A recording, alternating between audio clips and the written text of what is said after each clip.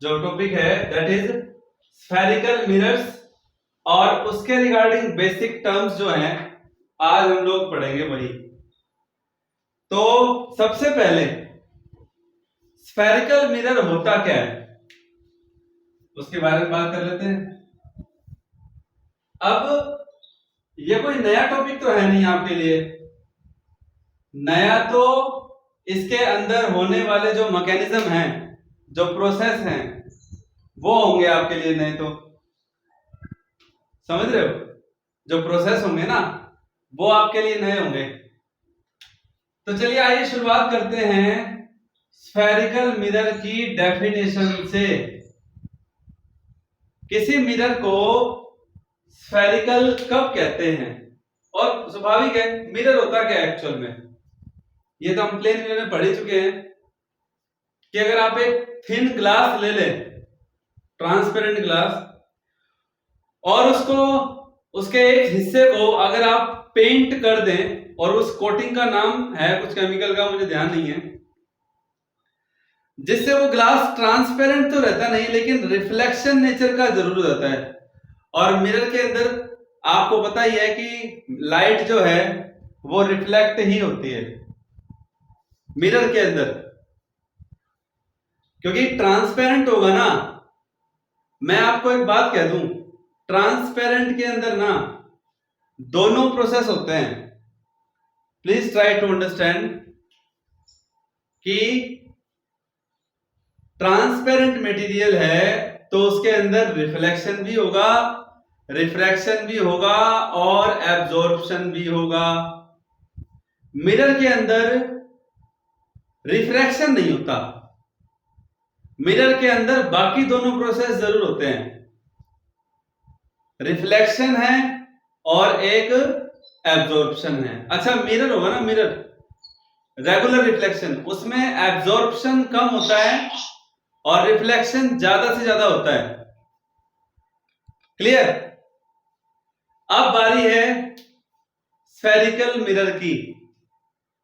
Actual में spherical mirror spherical इसलिए है बिकॉज these mirrors are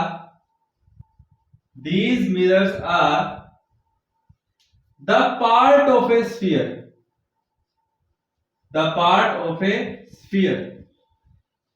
और नो डाउट कि हम लोग इन मिरर को कर्व मिरर भी कहते हैं। यस और नो? इन मिरर्स को क्या कहते हैं? कर्व मिरर भी कहते हैं। ओके, अब बारी है कैसे। चलिए बताता हूं मैं आपको। एक स्फेरिकल ऑब्जेक्ट लिया, ऑब्जेक्ट कैसा? Transparent material like glass. एक बात ध्यान रखनी है यहां पे आपको, स्फेरिकल की बात कर रहा हूं तो स्फेरिकल ये 2 डायमेंशन में भले ही अपने को सर्कल दिखाई दे रहा हो, लेकिन हम सब जानते हैं कि ये सर्कल दिखने में है लेकिन 3D में ये स्फीयर की बात हम लोग कर रहे हैं। अब बात आती है यहां से स्फेरिकल, क्या ये पूरा का पूरा मिरर के रूप में इस्तेमाल होगा? नहीं, इसके कुछ हिस्से को कट करते हैं। क्या करते हैं? कट कर देते हैं। पहले तो कट बाद में करेंगे, मैंने मार्क कर दिया कि कहां से कहां तक उसको कट करेंगे। अब इसके 2 फेस हो गए, एक बाहर वाला ये और एक अंदर वाला फेस। अब अगर आप अंदर वाले फेस को पॉलिश करते हो, अगर आप अंदर वाले फेस पे क्या कर देते हो? पॉलिश कर देते हो, तो यानी कि ये जो मैंने जहां से पॉलिश की है इसे तो हम बोल देंगे पॉलिश सरफेस। ठीक है, अब जहां से लाइट टकराएगी वो होगा ये वाला सरफेस, इसे क्या बोलेंगे? इसे कहेंगे रिफ्लेक्टेड सरफेस। क्या कहेंगे? रिफ्लेक्टेड सरफेस कहेंगे इसे। क्लियर? अब आप देखिए, अगर मैं बाकी बचे हुए हिस्से को रब कर दूं, यानी कि मैंने वहां से निकाल दिया, उसको कट कर दिया, लेकिन ऑन डायग्राम मैं आपको ये मिटा करके दिखा रहा हूं। अब आप सोचिए कि किस तरह का मिरर हमारे सामने बन करके तैयार हो गया। तो बच्चों, ये है कॉन्वेक्स मिरर। कैसा मिरर है? Convex mirror. Any doubt? I think it should not be. तो कन्वेक्स मिरर को स्फेरिकल क्यों कहा जाता है? क्योंकि वो एक स्फीयर का पार्ट होते हैं, स्फीयर को काट करके बनाए जाते हैं। तो this is a convex mirror. और ये नई बात नहीं है आपके लिए, 10th क्लास में जो लाइट रिफ्लेक्शन और रिफ्रैक्शन का चैप्टर था, उसमें ये सब हम पढ़ चुके हैं। लेकिन फिर से, जैसा कि गैप ईयर आ चुका है आपका 11th क्लास के तौर पर, तो एक बार याद करना जरूरी है इन बेसिक टर्म्स को। Okay student, now again I am drawing another sphere. The same procedure I will follow here. क्या? कौन सा प्रोसीजर भाई? कि कट कर दिया, अब आपकी मर्जी है, इस से कट करो, इसको कट करो, यहां से फिर कट कर दिया, मार्क कर दिया कि मैं कितने हिस्से को जो है मिरर के तौर पर इस्तेमाल करूंगा। फिर उसके बाद अब बारी है पॉलिश करने की बाहर वाले सरफेस को। और जैसे ही बाहर वाले सरफेस को पॉलिश किया तो आपको दिखेगा कि, और फिर मैंने ये स्फीयर यहां से जो पार्ट था इसको हटा दिया, जहां से पॉलिश किया सिर्फ उस हिस्से को रखा, तो इसका नाम है पॉलिश सरफेस, जहां से हमने पॉलिश की। और जो आगे वाला फेज है, ये आ गया रिफ्लेक्टेड सरफेस, यानी कि जहां से लाइट रिफ्लेक्ट होगी। मिरर की बात है ना, तो हम रिफ्लेक्शन कह सकते हैं। Is it clear to everybody?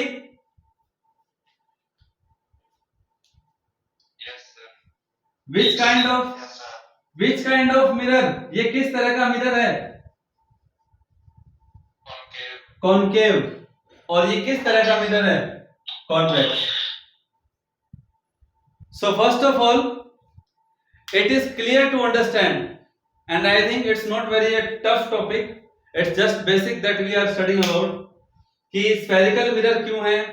क्योंकि स्फीयर का ये एक हिस्सा होता है, इसके अंदर कैसे इसको तैयार करते हैं ये मैंने आपको भी बता दिया। एक कन्वेक्स है और एक कनकेव है। ओके स्टूडेंट, एक कन्वेक्स है और एक कनकेव है। तो आप लोग इस बेसिक पार्ट का स्क्रीनशॉट लीजिए, फिर मैं अब आपको आगे इन स्फेरिकल मिरर के बारे में और दो चार बातें बताऊंगा, फिर हम बेसिक टर्मिनोलॉजी पर आएंगे। Is it clear?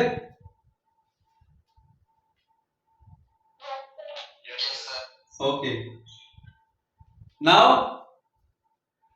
आपने स्क्रीनशॉट ले लिया इसका?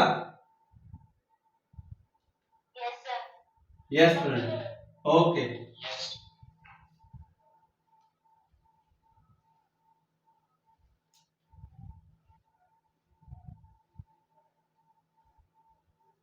Next topic is the basic terminology. इस टर्मिनोलॉजी में हमें स्फेरिकल मिरर के नेचर के बारे में भी पता लगेगा। इसीलिए सबसे पहले अब मैं टर्मिनोलॉजी के ऊपर ही आ रहा हूं, यही हमारा हेडिंग है, टर्मिनोलॉजी अबाउट स्फेरिकल मिरर। तो चलिए आइए शुरुआत करते हैं फर्स्ट पॉइंट से, that is pole. Symbol is P, point P. तो पोल क्या है? पोल है सेंट्रल पॉइंट, यानी कि mid point of the mirror. It is the mid point of spherical mirror. Is it visible to everybody कि क्या लिख रहा हूं मैं? यस स्टूडेंट, तो ये मिड पॉइंट होता है। आइए देखते हैं डायग्राम के अंदर। दोनों मिरर हम दिखाएंगे साथ साथ। देखिए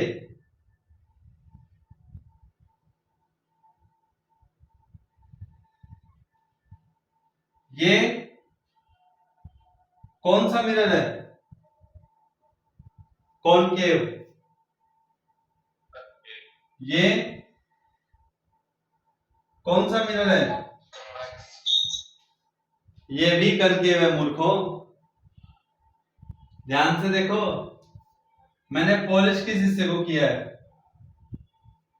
कंफ्यूज नहीं होना है बच्चों, मैंने पॉलिश कर्व पार्ट को किया है, उभरे हुए पार्ट को। जो डिप्रेस हिस्सा है, दबा हुआ जो हिस्सा है, वो पॉलिश थोड़ी ना किया है। दोनों ही कॉनकेव हैं, यस और नो? दोनों ही कॉनकेव हैं।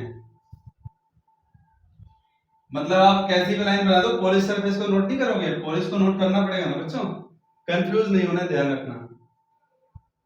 द पॉइंट इज कि ये है कॉन्वेक्स मिरर, ये है कॉनकेव मिरर।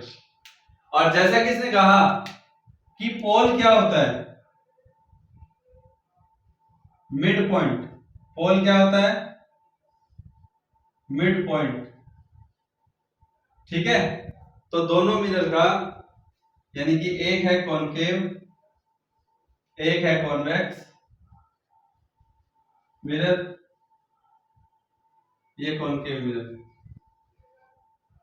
ठीक है, तो पोल मिड पॉइंट को कहते हैं। अब आ जाइए सेकंड पॉइंट पर। Yes student, what is the second term? Second term is principal axis.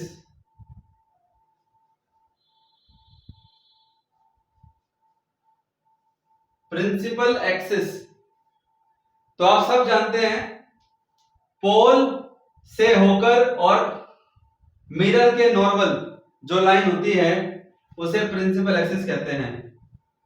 तो प्रिंसिपल एक्सिस क्या है? It is the line passing through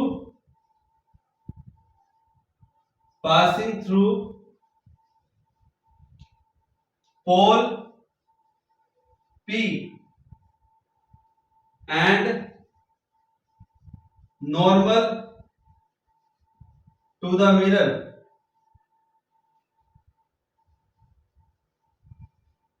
Normal to the mirror. I hope you understand.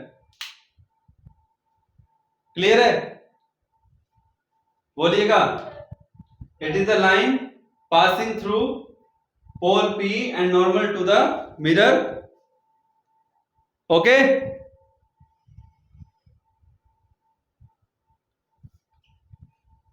बताइए।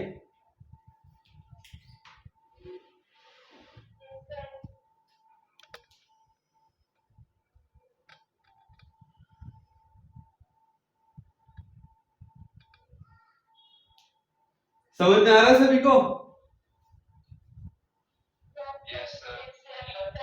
ओके, तो it's very easy point कि क्या है principal axis, और ऊपर वाले डायग्राम में हम इसको शो कर देते हैं। ध्यान दीजिएगा कि जो ये लाइन है प्रिंसिपल एक्सिस जो पोल से पास हो रही है, थोड़ा पॉइंट को आप इधर दिखा दीजिए, पोल को। ठीक है, तो इस लाइन का नाम है प्रिंसिपल एक्सिस।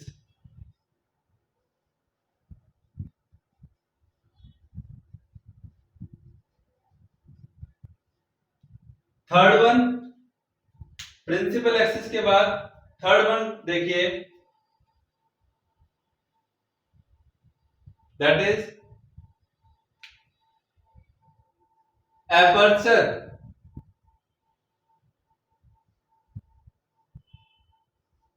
एपर्चर का क्या मीनिंग होता है? एपर्चर का क्या मीनिंग होता है? देखिए बच्चों, एक्चुअल में मिरर के जो डायमीटर होता है ना, मिरर का डायमीटर कौन सा बताता हूं, जितने हिस्से पर लाइट डल रही है, it is the area of exposed part of mirror, mirror के एक्सपोज्ड पार्ट को एपर्चर कहते हैं। कैसे? ये आपने मिरर ले लिया ए बी, ये आपने दूसरा मिरर ले लिया A1 B1, ये कौन सा मिरर है? कॉन्वेक्स। ये कौन सा है? कॉनकेव। तो एपर्चर क्या होगा? जितने हिस्से पर लाइट हो रही है ना, यहां से लेकर के यहां तक, A1 से लेकर के B1 तक, यानी कि एक कॉर्नर से दूसरे कॉर्नर की जो ये लेंथ होती है ना, जिसे एक्चुअल में डायमीटर भी कह देते हैं कभी कभी, ठीक है, डायमीटर ऑफ द मिरर। तो ए बी और A1 B1, ए बी और A1 B1, इन दोनों का क्या नाम है? एपर्चर। मिरर का एपर्चर इन्हें कहते हैं, ठीक है। थर्ड पॉइंट हो गया क्लियर। अब आइए फोर्थ पे। फोर्थ क्या है देखिएगा। फोर्थ है radius of curvature, radius of curvature capital R. तो रेडियस ऑफ कर्वेचर क्या होता है? अब यहां रेडियस शब्द आ गया, तो डोंट बी कंफ्यूज कि दोनों के दोनों स्फीयर का हिस्सा होते हैं, और जिस भी स्फीयर का ये हिस्सा होते हैं उस स्फीयर की रेडियस जो भी होती है उसे रेडियस ऑफ कर्वेचर कहा जाता है। यानी कि ये कर्विंग पार्ट है, कर्व मिरर है, इस कर्व मिरर की जो भी रेडियस होगी, क्यों रेडियस होगी? क्योंकि ये किसी स्फीयर का हिस्सा होते हैं। समझ रहे हैं आप मेरी बात को? तो रेडियस ऑफ कर्वेचर की डेफिनेशन क्या है कि it is the radius of that sphere, it is the radius of that sphere of which mirror is a part, जिसका मिरर एक हिस्सा है। किसका हिस्सा है बताओ? मिरर किसका हिस्सा है? स्फीयर का। यस। तो उस स्फीयर की रेडियस को क्या कहेंगे? रेडियस ऑफ कर्वेचर कहेंगे। क्या कहेंगे? Radius of curvature. क्लियर है? फिफ्थ पॉइंट देखिए, centre of curvature, centre of curvature capital C. Same definition. Centre मतलब उस स्फीयर का सेंटर जिसका मिरर एक हिस्सा है, यानी कि जिस स्फीयर से इस मिरर को बनाया गया है उस स्फीयर के सेंटर को सेंटर ऑफ कर्वेचर कहते हैं। क्या कहते हैं? Centre of curvature. तो क्या बनेगी इसकी डेफिनेशन? यस स्टूडेंट्स, इसकी डेफिनेशन क्या बनेगी कि it is the centre of that sphere, it is the centre of that sphere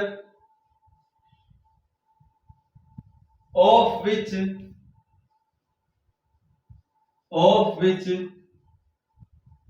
mirror is a part। तो दोनों डेफिनेशन में क्या अंतर है? कोई डिफरेंस नहीं है ज्यादा। रेडियस के लिए रेडियस वर्ड इस्तेमाल कर दिया उस स्फीयर का, और सेंटर के लिए उस स्फीयर के सेंटर के इस्तेमाल कर दिया हम लोगों ने। तो जिस स्फीयर से वो मिरर बनकर के तैयार हुए ना, उस स्फीयर के सेंटर को सेंटर ऑफ कर्वेचर कहते हैं। So student, have any doubt?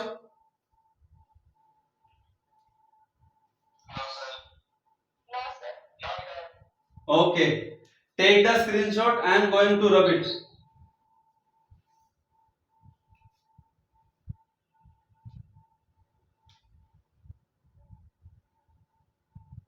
Screenshot ले लिया?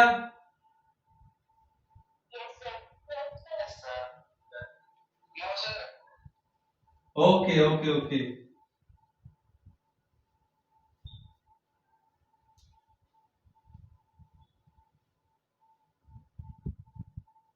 Yes, now it's time to understand about more terms.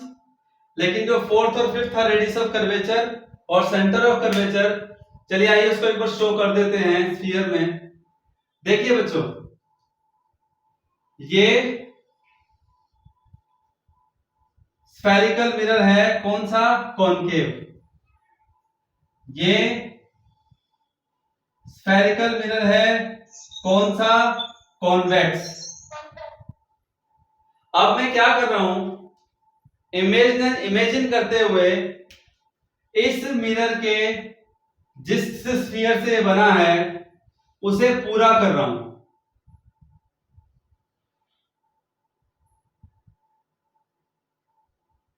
कर दिया। इसी तरह से जिस स्फीयर से ये वाला मिरर बना है, मैं उस स्फीयर को पूरा यहां से कर रहा हूं।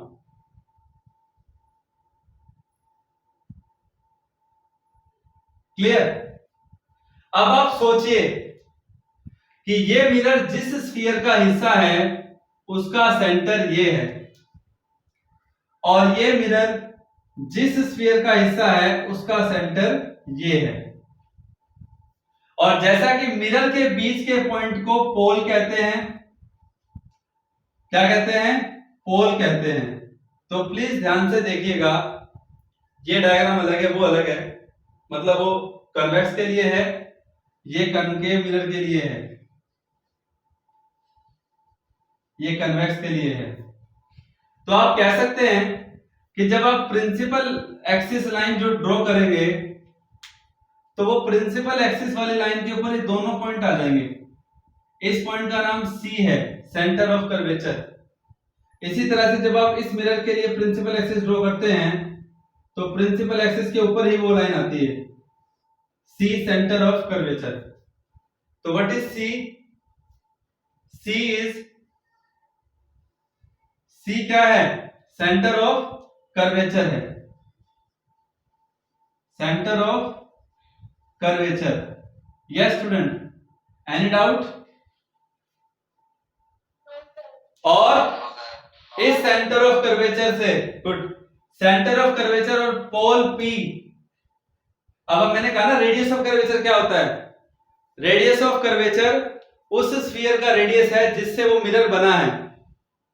उसकी दूसरी डेफिनेशन ये भी हो सकती है कि जैसा कि मिरर का point P, mid point P इस स्फीयर के ऊपर बाउंड्री पर ही है और ये स्फीयर का सेंटर है, तो सेंटर ऑफ कर्वेचर और पोल के बीच की जो ये डिस्टेंस है हम इसे R यानी कि रेडियस ऑफ कर्वेचर कह सकते हैं।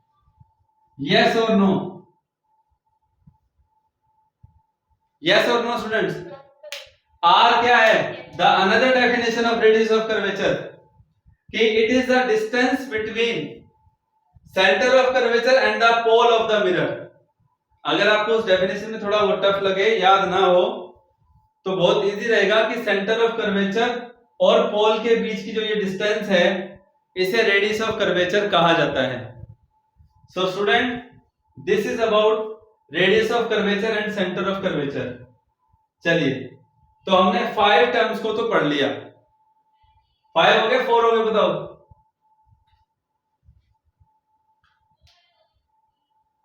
5? यस। अब बारी है पॉइंट नंबर 6 की। Yes students, point number 6, principal focus. अब इस पॉइंट से मैं आपका मिरर का जो नेचर है उसके बारे में मैं आपसे यहाँ पे क्लियर करूंगा। Principal focus that is denoted by F, capital F। Try to understand. तो प्रिंसिपल फोकस क्या है, पहले मैं इसकी डेफिनेशन लिख देता हूं, फिर मैं आपको डायग्राम से शो करूंगा कि it is a point principal focus की डेफिनेशन क्या है, गौर कीजिएगा। It is a point on the principal axis on the principal axis where the rays of light where the rays of light the rays of light after reflection के बाद the rays of light, बल्कि मैं कहूंगा the incident rays of light, पहले incident होंगी फिर तो reflect होंगी। the incident rays of light after reflection, where the incident rays of light after reflection actually meet,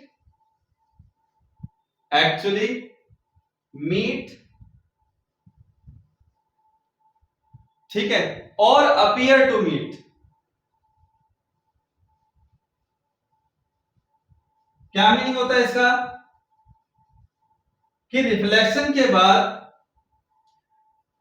जो रिफ्लेक्टेड लाइट्स हैं, रिफ्लेक्टेड रेज हैं, वो अगर उस पॉइंट पर वास्तव में मिल रही हैं या मिलती हुई प्रतीत हो रही हैं, appear to meet at that point, तो उस पॉइंट को प्रिंसिपल फोकस कहा जाता है। यस, क्या कहा जाता है, प्रिंसिपल फोकस। तो please come to the point. I am going to draw one by one the basic point here, that is, first of all देखिएगा प्लीज ध्यान से, ये कौन सा मिरर है, ये कौन सा मिरर है, कॉन्वेक्स मिरर है। कौन बोला concave, Vinay, don't be emotional.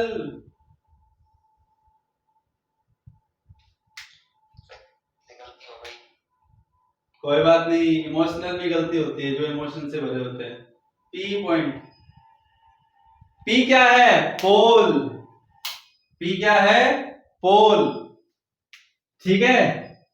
और इसका सेंटर ऑफ कर्वेचर कहां होगा ये बताओ, मिरर के आगे या पीछे, ये रहा आपके सामने। कन्वेक्स मिरर में सेंटर ऑफ कर्वेचर कहां होता है, पीछे की तरफ होता है। अब ध्यान से देखो, रेज ऑफ लाइट इंसिडेंट हो रही हैं, ध्यान से देखना, rays of light, parallel rays of light incident हो रही हैं, इंसिडेंट होने के बाद डाइवर्ट हो जाएंगी। कहां क्या हो जाएंगी, डाइवर्ट हो जाएंगी। अच्छा, डाइवर्ट होगी ना, तो मैं सी ड्रॉ नहीं कर रहा, सी बाद में ड्रॉ कर दूंगा। अब देखो, क्या ये रिफ्लेक्शन के बाद, क्या ये रिफ्लेक्शन के बाद मीट करेंगे क्या कहीं पे, तो क्या करना पड़ेगा, पीछे की तरफ लेके जाना पड़ेगा। तो जैसे ही पीछे की तरफ लेके जाएंगे तो एक पॉइंट पर ये इंटरसेक्ट होती हुई दिखाई देगी, उस पॉइंट को क्या कहते हैं, फोकस। तो यहां एक्चुअली मीट वाला पॉइंट है, अपीयर टू मीट वाला पॉइंट है, अपीयर टू मीट। अच्छा, कन्वेक्स मिरर का नेचर क्या पता लग गया यहां से, कन्वर्जिंग या डाइवर्जिंग, डाइवर्जिंग, क्योंकि यहां से लाइट टकरा करके फैल रही है। तो कन्वेक्स मिरर को डाइवर्जिंग मिरर भी कह सकते हैं या नहीं,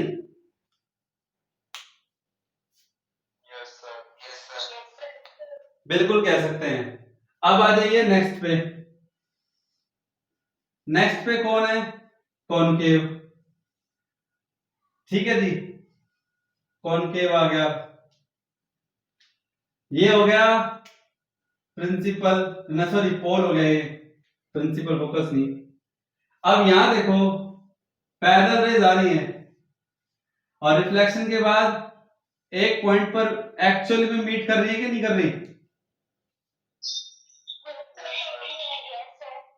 और जिस पे मीट कर रही है वो है एफ, फोकस है। तो यहां से पता लगता है कि कनकेव मिरर का नेचर कैसा है,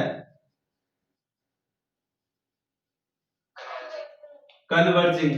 कैसा नेचर है, कन्वर्जिंग। अच्छा एक बात और बच्चों, जब फोकस मिरर के पीछे बनता है जहां मिलाना पड़े, अपीयर टू मीट, उसे कहते हैं वर्चुअल फोकस। और जहां पे एक्चुअल में मीट करे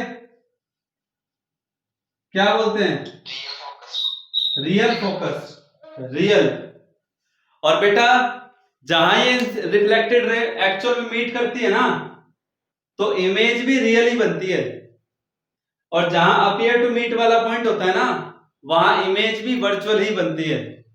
और स्टार्टिंग में मैंने सबसे पहले रे ऑप्टिक्स जब शुरू की थी, तो मैंने आपको बेसिक डेफिनेशन के बारे में बताया भी था कि रियल इमेज की क्या डेफिनेशन होती है, वर्चुअल इमेज को कैसे डिफाइन करते हैं। यस और no? Yes, I think it's very basic term and there is no any hard, you can say कि भाई कोई मुश्किल टर्म यहां पर है। और last but not least, seventh जो पॉइंट है वो है फोकल लेंथ के रिगार्डिंग। फोकल लेंथ, तो फोकल लेंथ क्या है, स्मॉल एफ से इसको डिनोट करते हैं, फोकल लेंथ। तो फोकल लेंथ किसके बीच का डिस्टेंस होगा बताइए, पोल और फोकस, बस। यस, तो it is the distance between, it is the distance between pole and focus of the mirror. Yes, it is the distance between pole and focus of the mirror.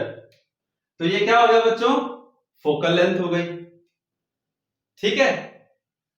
और एक last term आएगी focal plane. Plane actual में ये एक imaginary plane होता है। मैं आपको इसकी डेफिनेशन बता देता हूं, जहां इसका जब इस्तेमाल होगा तब आपको बताऊंगा कि क्या होता है ये। तो फोकल प्लेन क्या है, ये टू डायमेंशनल प्लेन है। प्लेन का मतलब टू डायमेंशनल होता ही है एक्चुअल में। इट इज ए प्लेन जो पास किससे होगा, फोकस से, passes through the focus and normal to principal axis, normal to principal axis। और एक बात बताता हूं, it is an imaginary plane या वर्चुअल प्लेन कह सकते हो, it is a virtual plane. और एक बात बता दूं, सॉरी, वर्चुअल और रियल दोनों होता है। क्यों, जब जहां पे रियल फोकस होगा तो वहां प्लेन भी तो रियल होगा, और जहां वर्चुअल फोकस होगा वहां पे प्लेन भी वर्चुअल होगा। Clear students? So I hope you understand about the basic terminology of the spherical mirror. In next lecture we will proceed the further relationships between focal length and radius of curvature, as well as different formulas regarding the mirrors, spherical mirrors. Okay students?